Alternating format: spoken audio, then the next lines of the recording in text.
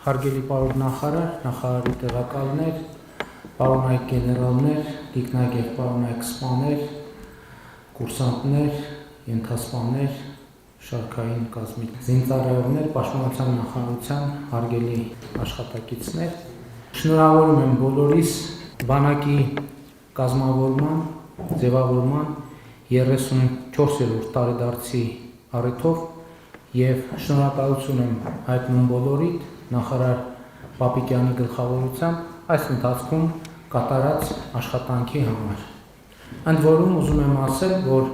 իմ այս շնորհակալության խոսքերը միայն արարողակարգային չեն,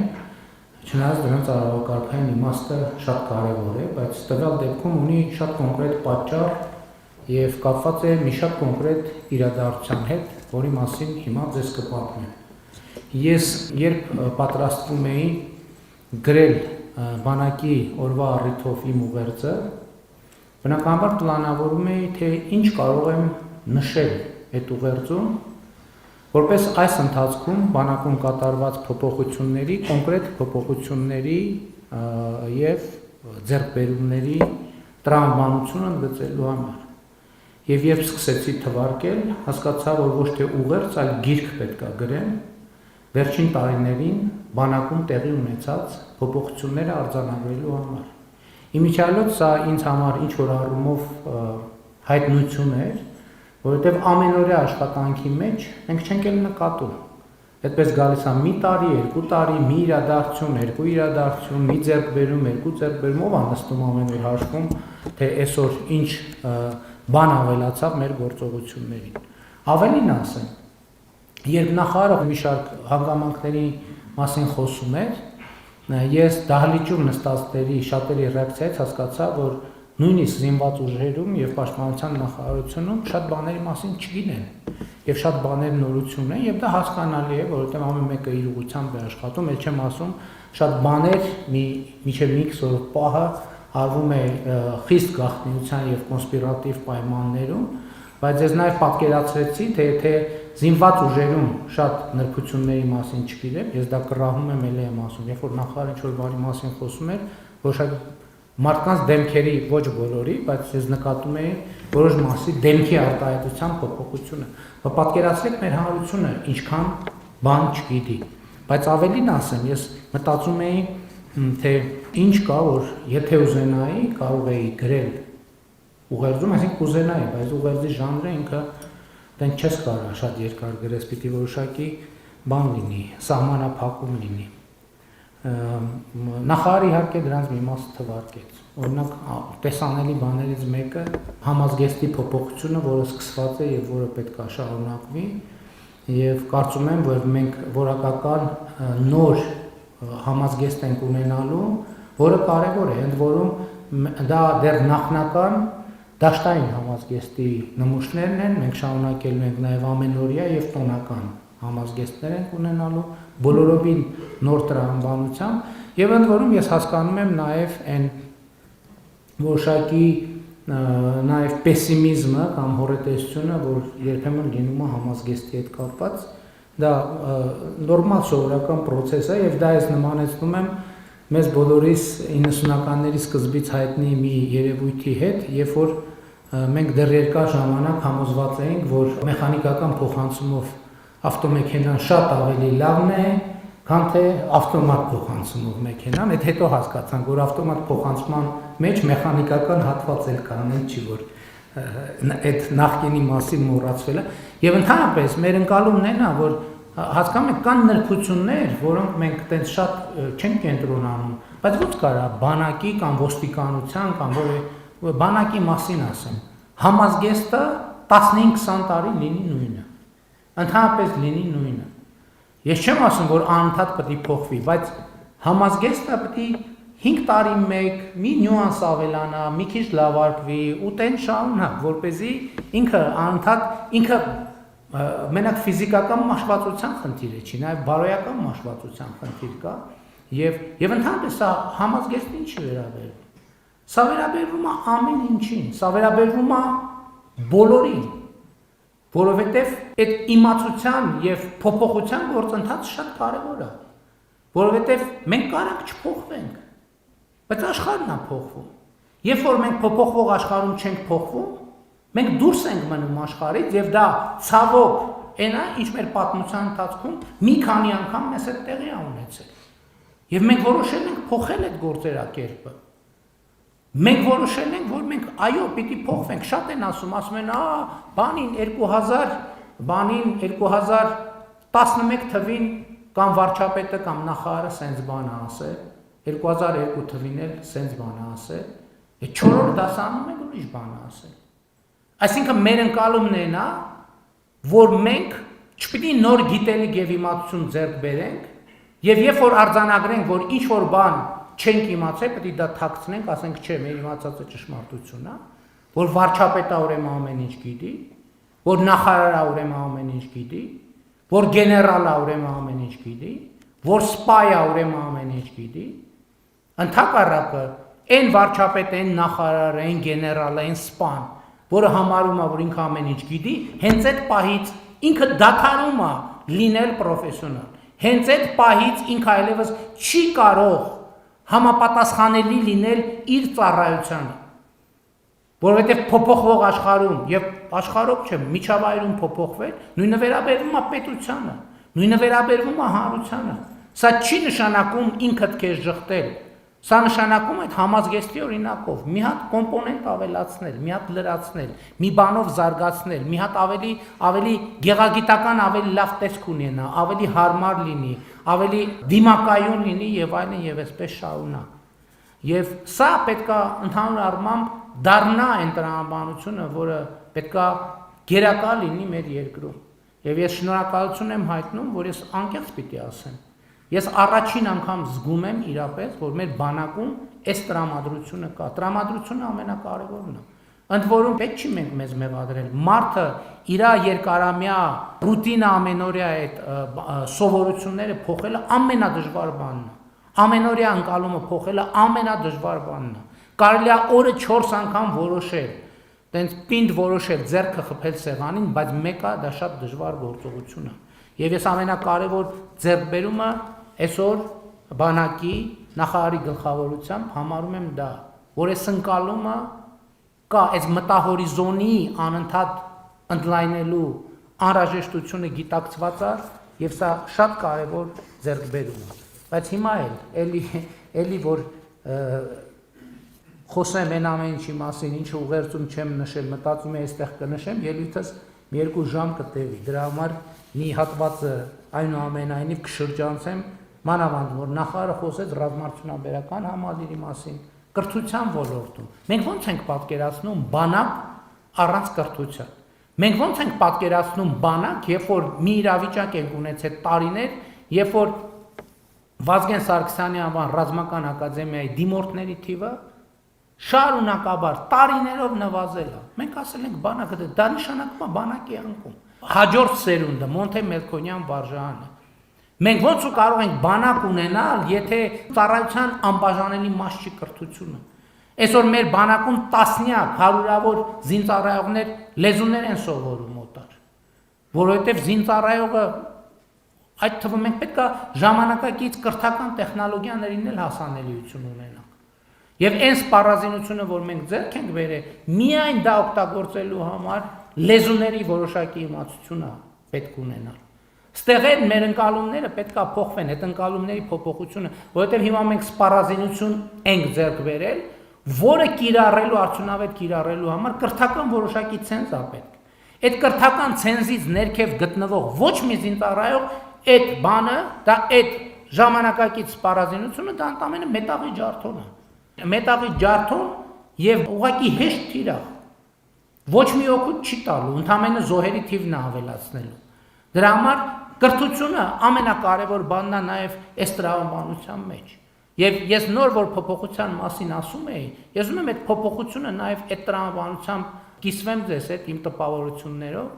որովհետեւ ես ասում եմ այդ ճանապարհը D30-ից մինչև այն ինչ որ մենք հիմա ունենք։ Ընդ որում այդ ընկալում է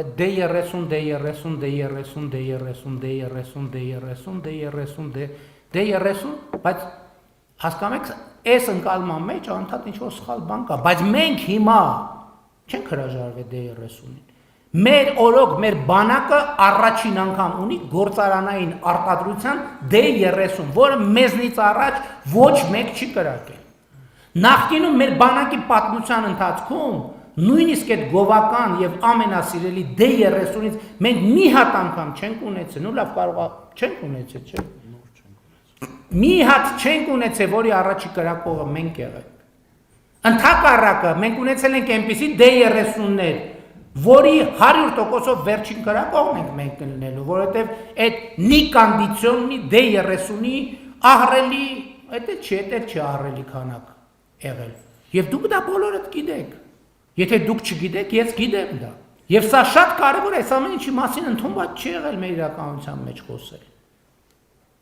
Եվ մենք այսօր ոչ միայն խոսում ենք, ասում եմ, այսօր մենք ունենք մեծ D30-ից մենք չենք հրաժարվել։ Բայց D30-ը լրացվել է այնպիսի զինատեսակներով, ես հույս ունեմ, ձեզնից շատերը տեսել են, բայց համոզված եմ առաջիկայում կտեսնենք։ Զինծառայության բովանդակության մեջ մենք այսօր սերժանտական համակարգ են ներդրում, որը շրջադարձային նշանակություն է ունենալու մեր զինված ուժերի, մեր բանակի մարտունակության տրամաբանության մեջ։ Եվ սա շատ երկար եւ մանրամասն քննարկված բովանդակային փոփոխություն է, որը շատ կարեւոր եմ համարում։ Տարածքային պաշտպանության համակարգը մենք բոլորովին ըստ էության 0-ից նոր համակարգ ենք ստեղծում։ Եվ սա էլ շատ էական է։ Ես ուզում եմ անդրադառնամ այն փոփոխություններին, որոնք ինձ համար, այսպես ասած, ամենասիրելի փոփոխություններից մեկը մեր բանակում այդ պաշտպան հայրենիաց ծրագիրն է։ Եվ գիտեք ինչի համար։ Որտեւ ես նայում եմ այսօր, գիտեք, որ նաև մեր կրթական համակարգի մասնագիտական կողմնորոշման հատվածի թույլ լինելու բերումով շատ դեպքում մեր շրջանավարտներ դպրոցի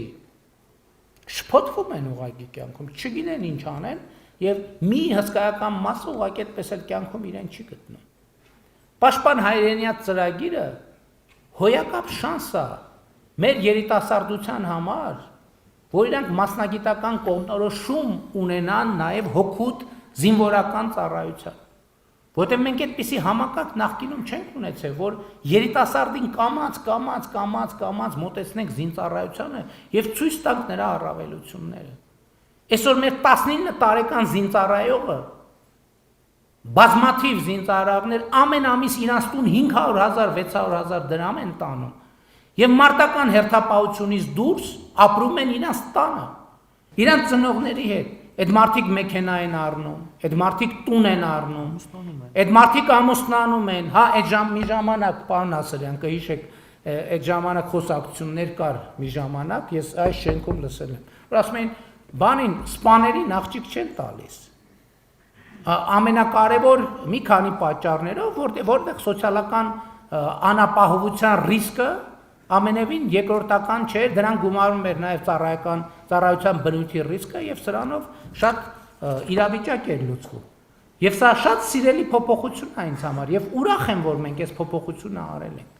Այսօր ժամկետային զինծառայողը պաշտպան հայրենիացը ճիշտ է պայմանագրային է, բայց համարում եմ ինքը ժամկետային զինծառայողը։ Ժամկետային զինծառայողը իր տուն երբեմն այնքան գումար է մտցնում, կան շատ այդպիսիները համոզված են, որ այդ տունը վերջին 20 տարում, վերջին 30 տարում միանվագ ամիսը 500,000 դրամ չի մտել։ Եվ սա փաստ է, կայացած փաստ է։ Եվ ես նաև սրա համար եմ ուզում ձեզ բոլորիդ շնորհակալություն հայտնեմ։ Այո, կառավարության դերը շատ կարևոր է։ Նախարարի դերը այս դեպքում շատ կարևոր է, բայց շատ կարևոր է, որ հասկանում եք, շատ կարևոր է, որ ներսում կա ընկալում, գործի գիտակցում, թե ինչ ենք անում մենք, ինչի համար ենք անում, սա ամենակարևոր բանն է, որտեղ դուք բոլորդ գիտեք, համակարգային դիմադրությունը ամենադաժան բանն է, որը երբեմն հնարավոր չի լինում հաղթահարել, բայց այն, որ այս ամեն ինչը տեղի է ունենում, ես ուզում եմ ընդգծեմ, սա ձեր բոլորի, մեր բոլորի համատեղ ջանքի արդյունք է, եւ ես ուզում եմ, որ մենք սա գնահատենք, սա շատ կարևոր է, սա շատ բարձր արժեք ունի։ Թվայնացման մասին չխոսեմ, հաջորդը կադրային առաջընթացի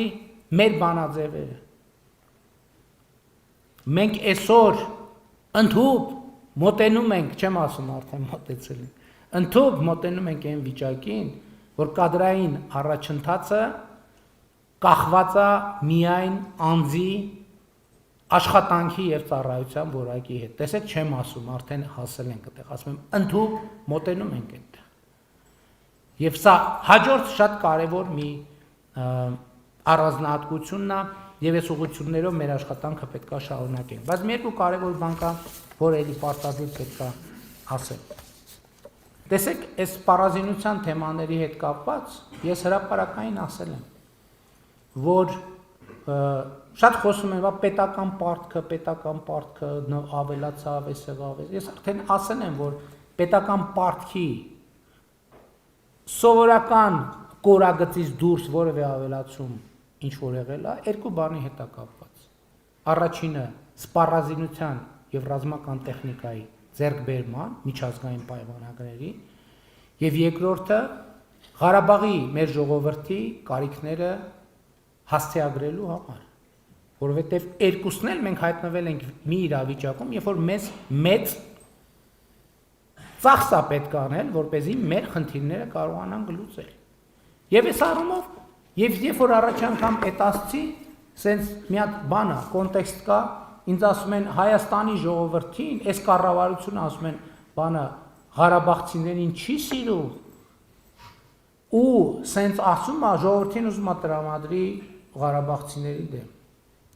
Ես հազար ներողություն եմ խնդրում այս թեմային անդրադառնալու, բայց եկեք մի հատ նայենք զինված ուժերի հրամկազմին։ Եվ սա արտահայտում է, այսինքն սա ես ինչի համար եմ ասում։ Նախ ես համարում եմ, որ ընդհանրապես մենք այդ տեղային տրամաբանությունից պետք է դուրս գանք, ասենք, որ ես իջևանցի եմ ինչ, եւ որ գլխավոր շտաբի պետ ա եղել, որը իջևանցի է ինչ, որ մեր թաղից ա եղել ինչ։ Բայց ես նաեւ ուզում եմ ասել, որ ես շատ բարձր եմ գնահատում մեր բոլոր գործընկերների ներդրումը։ Այստեղ ես զգում եմ, ես այսօր ասում եմ, առաջ անգամ զգում եմ, որ համախոհների թիմը ձևավորված։ Համախոհ ոչ թե քաղաքական առումով, համախոհ պետական առումով, թե մենք ինչ ենք անում եւ ինչի համար ենք անում։ Եվ ես ուզում եմ, որ մենք սա ընդգծենք եւ այս տրամաբանությունը միանշանակ պետք է մենք շարունակենք։ Բայց կա նաեւ մի հանգամանք, որը մեր իրականության մեջ էլի շատ քննարկումների տեղիք է տվել, երբ որ ես ասել եմ, որ մենք մեր 18 տարեկան զինվորի վրա անհամաչափ բեռներ ենք դնում։ Ասում ենք 18 տարեկան զինվոր, դե գնա խրամատում, տես ինչ ես անում, մենք մեր գործերով դու տես Կոսպայի հրամանատարի հետ տես ինչ ես անում, մենք կարևոր գործեր ունենք։ Մենք կգովանք, կենացդ կխմենք, Աստված չանի եւ այլն։ Եվ այդտեղից եկավ այն գիտակցությունը, որ չի կարելի անվտանգության ամբողջ հոգսը դնել բանակի վրա։ Եվ մեզ անվտանգության էլի D30-ից ոչ D30, մեզ ընկալման փոփոխություն է պետք։ Եվ մենք խնդիր դրեցինք, որ բանակը անվտանգության ապահովման առաջին մեխանիզմից իրան բանակի դիմաց նոր բուֆերներ ավելացնենք, որ բանակը առաջին էշելոնը չլինի անվտանգության։ Եվ մենք այսօր շատ բարդ ճանապարհով հասել ենք, բայց հիմա հարց տալիս մենք ինչ շարակարգեր ենք դրել բանակի դիմաց։ Առաջին շարակարգը դա լեգիտիմությունն է, հարգելի գործընկերներ։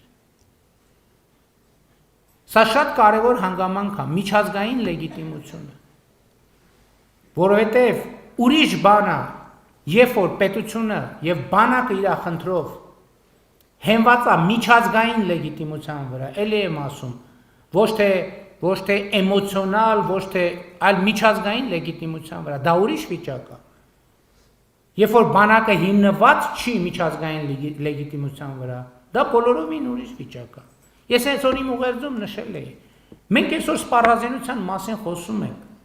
Բայց հարց չի ցակում, բա ինչի է կառավարությունը, որ հիմա սենց ձեռքբերումներ ունի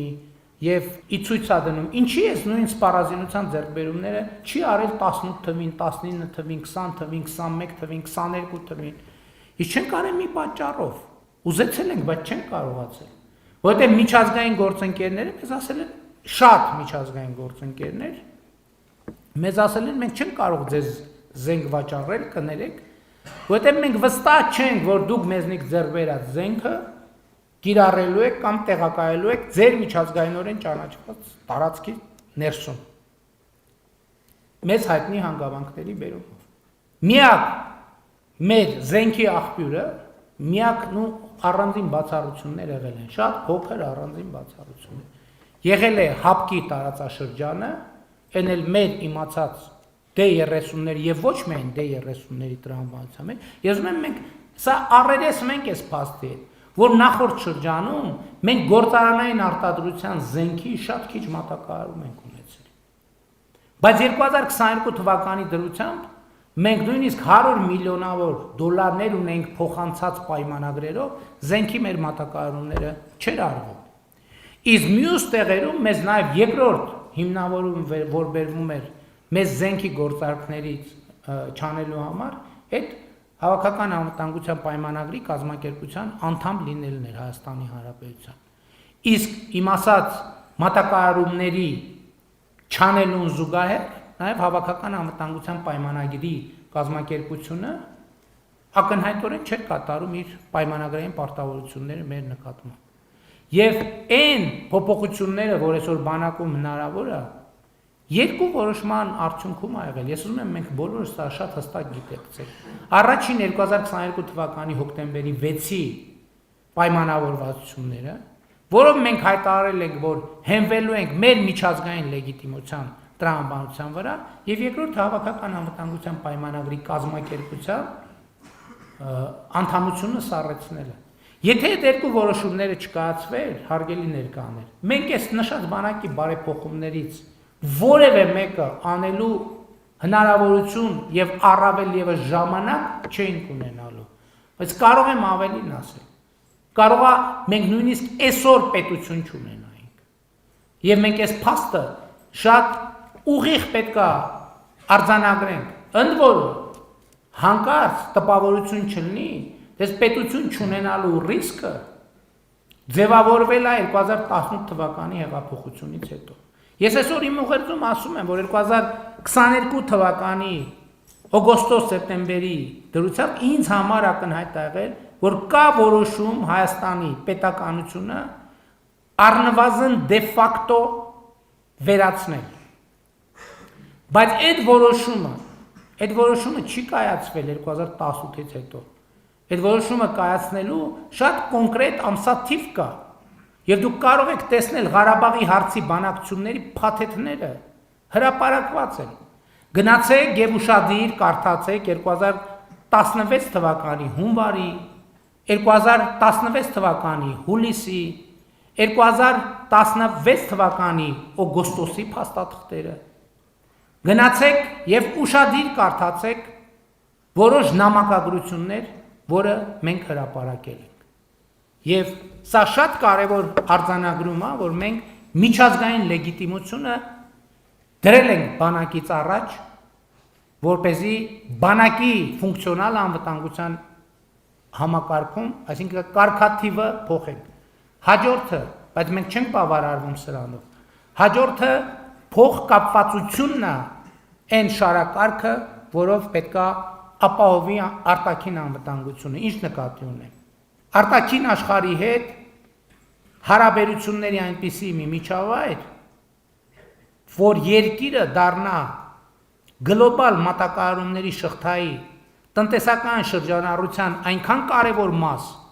որի անվտանգությունն ու կայունությունը կարևոր դառնան բազմաթիվ այդ թվում հարևան երկրների եւ գերտերությունների համար։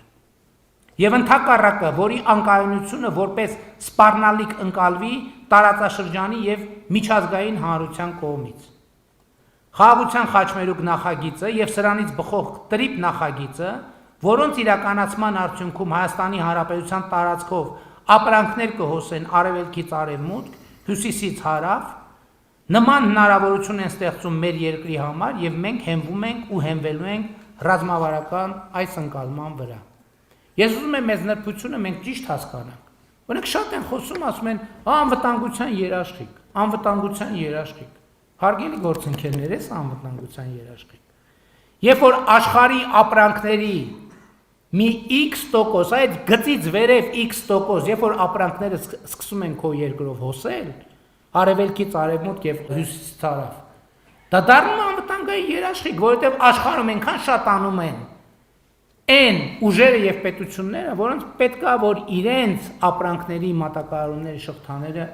չընդհատվեն եւ տրիպ նախագիծը, որը մենք